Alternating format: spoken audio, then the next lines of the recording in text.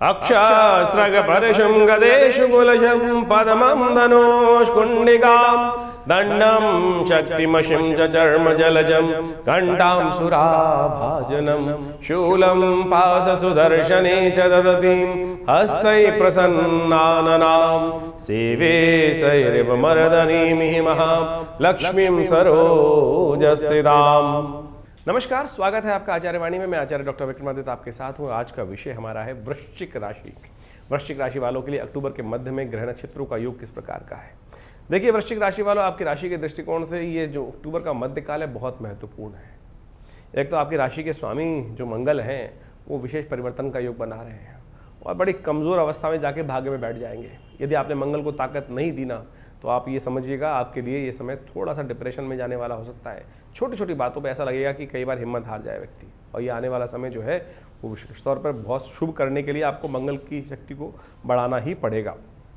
ध्यान रखते हुए कार्य करने की बहुत ज़रूरत है।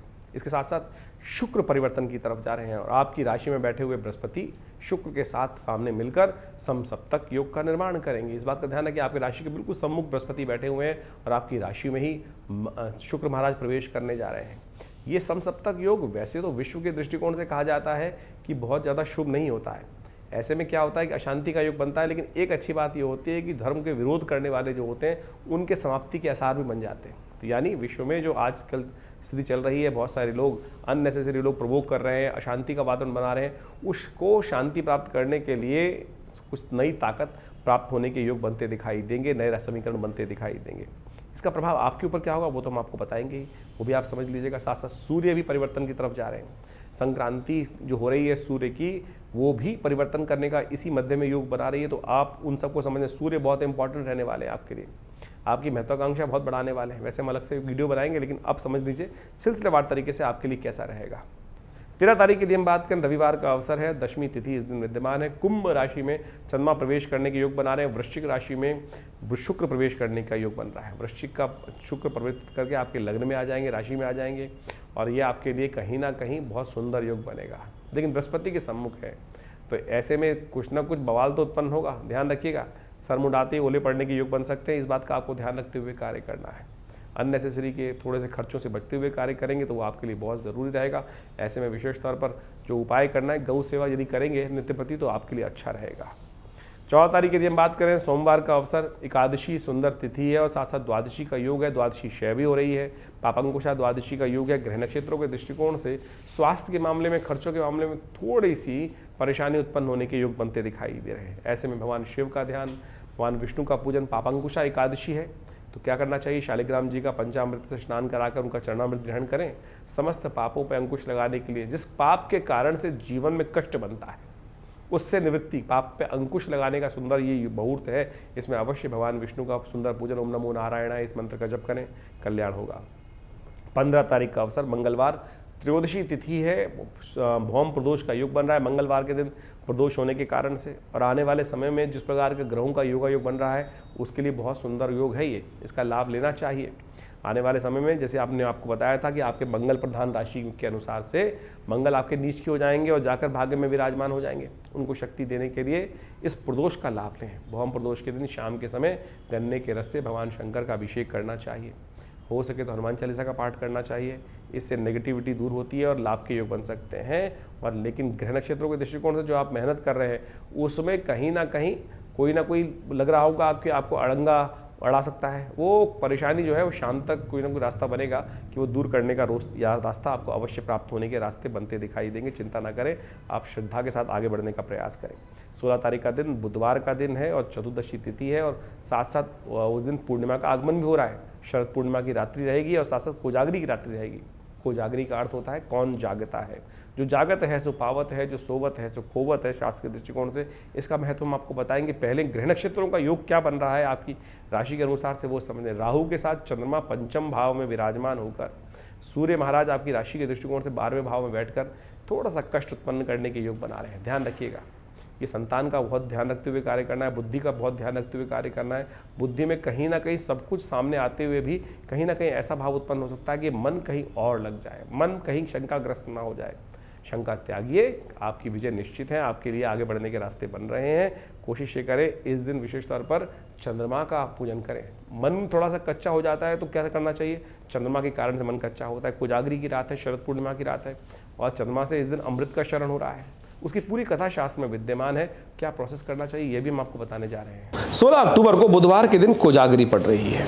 ये कोजागरी की रात, जैसा नाम है कोजागरी, कौन जागता है, जो जागत है सो पावत है, जो सोवत है सो खोवत है। महालक्ष्मी कृपा प्राप्त करने की अद्भुत रात्रि है और कहा जाता है भगवती महालक्ष्मी जो इस दिन रात में उनका स्मरण करते हैं, उनका यज्ञ करते हैं, उनका पूजन करते हैं, चांद की रात में बैठकर, उस पूर्णिमा के चांद के अंदर बैठकर भगवती का जो स्तवन करते हैं, उनके जीवन में समस्त प्रकार से कृपा प्राप्ति करने के योग बन जाते हैं। ये हमने अकाट्य प्रयोग देखा है शास्त्र के दृष्टिकोण से। इसकी कथा भी बड़ी विचित्र है। शास्त्र में जो कथा प्रमाणित है वो भी हमें समझनी चाहिए। कोजागरी की कथा है क्या? कहा जाता है कि अनादिकाल के अंदर जब इंद्र पूरे वर्चस्व में थे तो अपने अहंकार में मदमस्त थे। एक दिन संसार का भ्रमण कर रहे थे, ऐरावत पे आरूढ़ होकर सामने दुर्वासा ऋषि वन में भ्रमण करते हुए आ रहे थे। इंद्र को देखा, उन्होंने प्रणाम किया और इंद्र के स्वागत में वन फूलों की बनी हुई माला जो उनके पास थी उन्होंने इंद्र को उपस्थित करी। इंद्र ने उसको लेकर आदर से लिया, लेकिन हाथी के सिर के ऊपर, ऐरावत के सिर के ऊपर रख दिया। ऐरावत भी मदमस्त था। जब राजा मदमस्त है, इंद्र मदमस्त थे, तो उसने उस सूंड से उस माला को पकड़ा और जमीन पे पटक दिया। दुर्वासा वहीं सामने उपस्थित थे। दुर्वासा ने श्राप दिया, श्री विहीन हो जाओगे, तुम इतने अहंकार में हो, सम्मान भी करना नहीं जानते हो। जो ऋषि ने अपने श्रद्धा के सुमन तुम्हें अर्पित किया, तुमने उसका तिरस्कार कर दिया।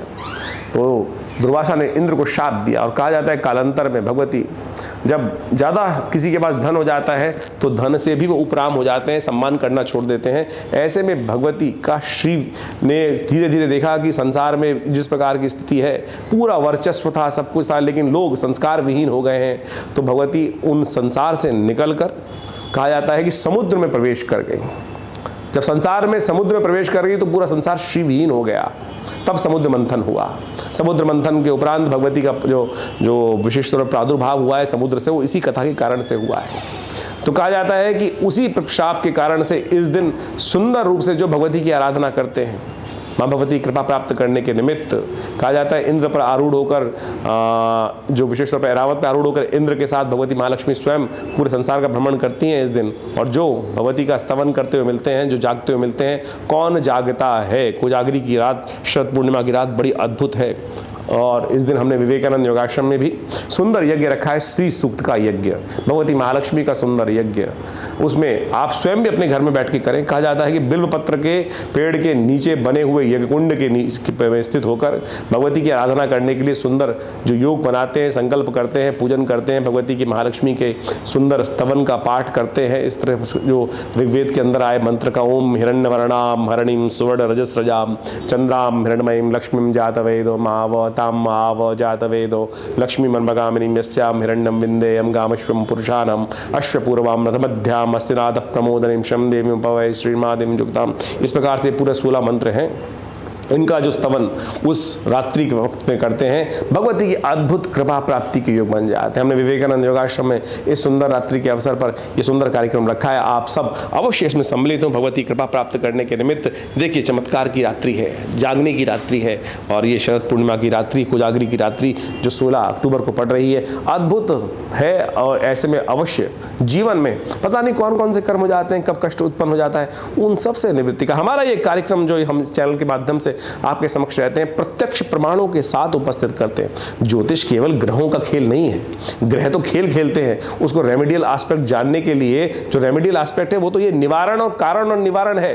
ग्रह तो कारण है, कारण का निवारण क्या है? वो परमात्मा की आराधना है। क्यों वंचित होते हो कष्ट से, कष्ट में क्यों रहते हो, इस बात को ध्यान रखते हुए कार्य करें तो इसको करेंगे तो बहुत शुभ रहेगा, अद्भुत रहेगा, कल्याण का योग बनने वाला रहेगा आपके लिए। तो वृश्चिक राशि वालों, 17 तारीख का भविष्य भी जान लीजिए। कोजागरी का तो महत्व आपने समझ लिया। 17 तारीख को बृहस्पतिवार का अवसर है, पूर्णिमा तिथि है और इस दिन सत्यव्रत रहेगा।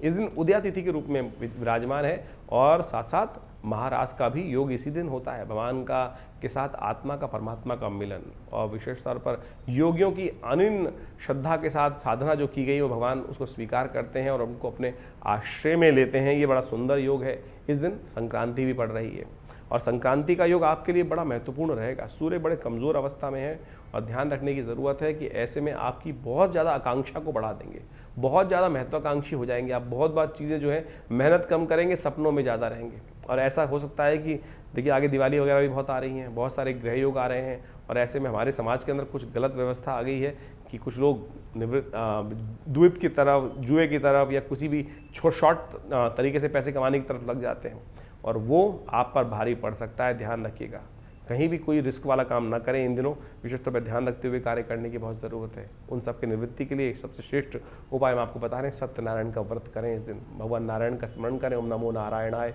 इस मंत्र का जप करें। हो सके तो भगवान सत्यनारायण की प्रतिष्ठित मूर्ति के समक्ष जाकर उनका पूजन करें, कथा श्रवण करें, आपके कष्टों को दूर करने का योग बनेगा। 18 तारीख यदि हम बात करें शुक्रवार का अवसर, और इस दिन कार्तिक का महीना आरंभ हो रहा है और सूर्य कार्तिक में जिस प्रकार से क्षीण हो जाते हैं वो हो चुके हैं। तो ऐसे में ध्यान रखना चाहिए कि सूर्य का ये परिवर्तन आपके लिए थोड़ा भारी है, वृश्चिक राशि वालों को समझना चाहिए। उसके लिए उपाय शास्त्र में वर्णित है।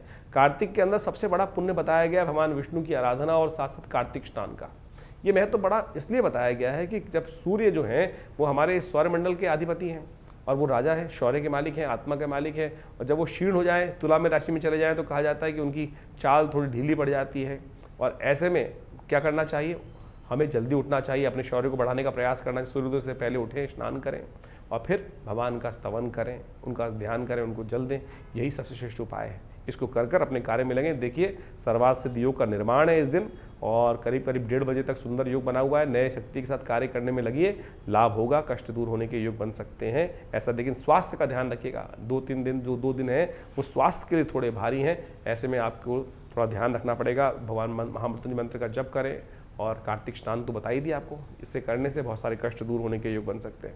19 तारीख यदि हम बात करें तो उस दिन शनिवार का अवसर है, द्वितीया तिथि है और ग्रह नक्षत्र सुबह के लिए थोड़े भारी दिखाई देते हैं, शाम को परिवर्तन का योग है और ये परिवर्तन आप में नई एनर्जी, नया लाभ की आकांक्षा, कुछ ना कुछ रास्ते आपके सामने खुलता दिखाई देगा। इसलिए सुबह थोड़ा ढीला रहेगा, शाम के समय नया परिवर्तन का योग बनता दिखाई देगा। शनिवार है इस दिन, कोशिश करें शनि स्तोत्र का पाठ करें, काली चीज़ों का दान करें, पीपल के समक्ष जाकर एक तेल के दिया को प्रज्वलित करने का प्रयास कीजिए, ये आपके लिए शुभ रहेगा। 20 तारीख के दिन ग्रह नक्षत्र दिखाते हैं रविवार और साथ साथ उस दिन करवा चौथ का सुंदर व्रत। तृतीया और चतुर्थी का योग है, लेकिन चतुर्थी हो रही है क्षय। ये थोड़ा सा एक विचित्र योग है कि चतुर्थी के दिन, करवा चौथ के दिन चतुर्थी क्षय हो रही है और ये क्षय होते हुए चतुर्थी जो है ये थोड़ा सा आपके लिए भारी योग बना सकती है। ऐसे में मन को थोड़ा आश्वस्त करने की ज़रूरत है। मन सब कुछ होते हुए भी, सब कुछ हमारे पास में होते हुए ऐसा लगेगा कि मन में थोड़ा सा प्रभाव जो है वो, जो हम आकांक्षा बहुत ज़्यादा कर रहे हैं, हमारी उम्मीद कुछ ज़्यादा है, उसमें थोड़ी कम लगेगी तो मन में चोट लग जाती है। अरे जितना है उससे संतोष करने का प्रयास करें, बहुत कुछ मिलने वाला है आपको, आज चिंता ना करिए, ये बहुत सुंदर योग बने। लेकिन मंगल का ये परिवर्तन ये कहीं ना कहीं मन को ठेस लगाने के प्रस्ताव बना रहा है, क्योंकि मंगल नीच के होने जा रहे हैं इस दिन। तो ऐसे में ध्यान रखें, भगवान गणेश का स्तवन करें, चंद्रमा का दर्शन करें, ये आपके लिए बड़ा शुभ रहेगा। और ऐसे में मंगल को शक्ति देने के लिए कुछ दिन लगातार आपको ध्यान रखना पड़ेगा, क्योंकि मंगल आने वाले कुछ समय तक लगातार भाग्य में विराजमान होकर, सूर्य जैसे 12वें भाव में है, मंगल आपके 9वें भाव में विराजमान है, भाग्य में विराजमान है और दोनों ग्रह कमज़ोर अवस्था में है। इनको लगातार शक्ति देने के लिए हनुमान चालीसा का स्तवन करें, बहुत ज़रूरी है। आपके ज्योतिष का ये जो प्रभाव है, ये गोचर का प्रभाव, ये आपने समझा। इस गोचर के प्रभाव के कारण से ही जीवन में कई प्रकार के योग बनते हैं। देखिए वैसे तो ये 12 राशियों के हिसाब से गोचर का प्रभाव हम आपके समक्ष उपस्थित करते हैं, लेकिन इसके अलावा आपकी जन्मपत्री जो है बहुत बहुत महत्वपूर्ण होती है, क्योंकि उसी वास्तु दृष्टिकोण से, जन्मपत्री के दृष्टिकोण से ही आपको समझा जा सकता है कि क्या कुछ ग्रहों का प्रभाव आपके ऊपर होने वाला है। जैसे इसको इस प्रकार समझ लीजिए बड़े आसानी से समझने के लिए कि जन्मपत्री और गोचर में क्या फ़र्क है वास्तविक तौर पर। दिन पर दिन हर रोज़ सूर्य निकलते हैं और हर रोज़ सूर्य अस्त होते हैं, चंद्रमा निकलते हैं, समस्त प्रकार के तारामंडल इत्यादि होते हैं, हवाएं चलती हैं। तो ये तो हर जितने भी इस धरा पे प्राणी हैं उनके लिए उसी प्रकार का प्रभाव पड़ रहा है। लेकिन आप कहाँ विद्यमान है, किस प्रकार का आपका स्वभाव है, किस प्रकार का है, वो हर व्यक्ति की फितरत अलग अलग प्रकार की होती है। मौसम सबके लिए सेम है, वो परिस्थितियां सबके लिए सेम है, 365 दिन सबके लिए सेम चल रहे हैं, वातावरण का प्रभाव चल रहा है और उसी का प्रभाव आपके हर व्यक्ति पर अलग अलग किस्म का प्रभाव वो उपस्थित कर रहा है। ऐसा नहीं है कि कोई बीमारी आई सब लोग उससे ग्रसित हो गए, बहुत सारे लोग बच जाते हैं। जो वास्तविक तौर पर हर रोज़ कईयों की किस्मत जागती है, कईयों की किस्मत सो जाती है। वो जबकि सूरज तो सेम निकला, हवाएं तो सेम चली, वातावरण की स्थिति भी सेम रही, एक घर में रहने वाले सभी लोग उसी प्रकार से हैं, लेकिन सबके लिए वातावरण सेम रहा, लेकिन परिवर्तन हर व्यक्ति के हिसाब से अलग अलग है। यही जन्मपत्री को समझने का तरीका है। तो गोचर का प्रभाव जिस प्रकार से नित्यपति ग्रहों का परिवर्तन हो रहा है वो सब पर पड़ रहा है, लेकिन हर व्यक्ति के हिसाब से अलग, क्योंकि वो परिस्थिति में, हर व्यक्ति अलग अलग परिस्थिति में है। उसको देखने के लिए, निष्कर्ष निकालने के लिए जन्मपत्री परम आवश्यक रहती है। आपके ग्रह नक्षत्र जन्म के समय पर किस प्रकार के थे, कौन सा कितना अकाउंट आप लेकर आए हैं भोग्य का, कितने प्रकार का भोग्य आपके जीवन में, भुक्त और भोग्य जो निकाला जाता है, क्या प्रभाव आपके जीवन में आने वाले समय में है ग्रह नक्षत्रों के दृष्टिकोण से, उसको समझने के लिए सबसे पहले अच्छे से चीज़ों को विवेचना करने की जरूरत पड़ती है, और वो सबसे महत्वपूर्ण रहेगा। जन्मपत्री का गोचर का प्रभाव तो ये केवल आपको आभास दे सकता है ये कुछ होने के योग है। बहुत सारे लोग बार बार प्रश्न कर लेते हैं कि 12 भागों में आप पूरे विश्व को कैसे विभाजित कर सकते हैं। देखिए उसका प्रभाव है ना, तो मैंने आपको समझाने का जो हमने प्रयास किया है उसको आप अच्छे से समझ सकते हैं। इसमें तर्क कुतर्क करने की खास कोई ज़रूरत नहीं है। तो जो समझना चाहते हैं वो इसका प्रभाव ले सकते हैं, जो समझना चाहें उसका लाभ लेना चाहें ज्योतिष की गणनाओं का, तो उनके जीवन में उसका प्रभाव वो स्वयं महसूस कर सकते हैं। तो हमने इसके ऊपर बहुत वृहद रूप से वर्णन करने का प्रयास किया है और समय समय पर हम आपके समक्ष उपस्थित रहते हैं। और ज्योतिष को वास्तविक तौर पे हमें समझना चाहिए वैदिक दृष्टिकोण से, पौराणिक दृष्टिकोण से। हम अनेक प्रकार के उपाय अपने इस कार्यक्रम के माध्यम से आपके समक्ष रखते हैं और प्रयास करते हैं कि सब पौराणिक मत के अनुसार से ही उसको आपके समक्ष उपस्थित करने का प्रयास करें। ऐसे नहीं कि टोटके कुछ ही बता दिए और टोटके के अनुसार से। आज बड़ी विचित्र स्थिति है, हर कोई ज्योतिष के दृष्टिकोण से जो लोग उपस्थित हैं वो टोटकों के अंदर समस्त ज्योतिष को निपटा देना चाहते हैं, समस्त गणनाओं को निपटा देना चाहते हैं। और हमने पंचांग के साथ मिलाकर, पंचांग के अंतर्गत जो विभिन्न त्यौहार है, विभिन्न प्रकार के उत्सव आते हैं भारतीय संस्कृति में, उनका महत्व किस कारण से हमारे ऋषि मुनियों ने रखा है, वो पौराणिक कथाएँ क्या है, किस प्रकार से कार्य किया जाता है, तो ये सब आपको अच्छे समझने की ज़रूरत है, तब आप इसका पूर्ण लाभ ले सकते हैं।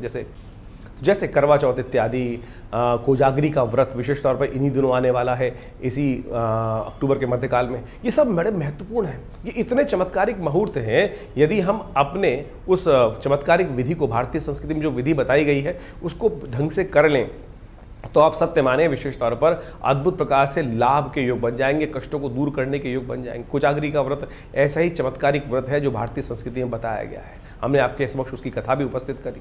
और सत्य मान लीजिए कि यदि आप इस कोजागरी के व्रत पर सही रूप से शास्त्र के दृष्टिकोण से जो प्रोसेस बताया गया है उसको नित्यपति उस दिन कर लें, उस कोजागरी की रात पर, तो आप देखिएगा भगवती कृपा अद्भुत रूप से आपके जीवन में। देखिए हम सब कर्म के अनुसार, कर्म प्रधान विश्व रचा का, मैं और आपके जीवन में जो कुछ घटनाएं घट रही हैं किसी के कारण से भी किसी के जीवन में घट रही हैं, वो सब कर्म के कारण ही है। चाहे वो अभी के कर्म है, चाहे पूर्व जन्म के कर्म है, या मनसा वाचा किसी प्रकार के कर्म है।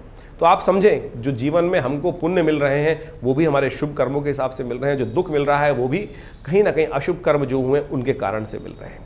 तो उन्हीं को प्लस माइनस करने के लिए ये विभिन्न पुण्य काल जो शास्त्र में वर्णित हैं, प्रयोग शास्त्र में वर्णित हैं, उनको समझते हुए हमें करने का प्रयास करना चाहिए। और हम उसी मत से अपने इस चैनल के माध्यम से आपके समक्ष उन सब तथ्यों को उपस्थित करने का प्रयास करते हैं। जो समझने वाले समझ गए, जो ना समझे वो उनके ऊपर है। विशेष तौर पे हम तो शास्त्र के दृष्टिकोण से जो जिस प्रकार के परिवर्तन का युग बन रहा है वो आपके समक्ष उपस्थित कर रहे हैं। और विवेकानंद योगाश्रम जो हमारा संस्थान है पिछले करीब 50 सालों से, 60 सालों से लगातार इस क्षेत्र में, आध्यात्म के क्षेत्र में, धर्म के क्षेत्र में और विभिन्न चिकित्सा के क्षेत्र में कार्य कर ही रहा है। आश्रम में नित्यपति, जैसा हमने आपको कई बार बताया, अवगत कराया है कि 8 घंटे नित्यपति यज्ञ चलता है। भगवती दुर्गा का चमत्कारिक शिव विग्रह उपस्थित है जो 500 साल पुराना है, और वो विशेष तौर पर मुल्तान से आज़ादी के समय पर हमारे इस आश्रम पर पधारा, और वो उन्हीं के सानिध्य में आज ये समस्त कार्य आश्रम पे किए जाते हैं। एक बहुत बड़ा प्राकृतिक चिकित्सा योग का अस्पताल है जो भारत सरकार के पैनल पर है, दिल्ली गवर्नमेंट के पैनल पर है।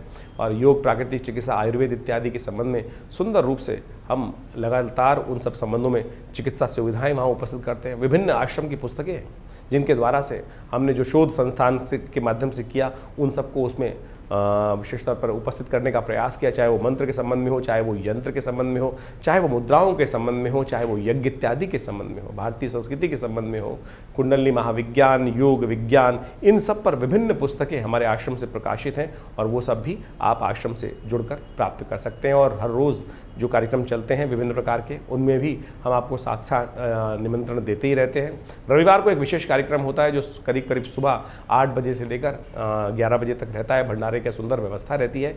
आप सब इन समस्त कार्यक्रमों से जुड़ेंगे तो आनंद रहेगा और आश्रम के साथ जुड़कर आप भी अपने भाग्य को चमका सकते हैं।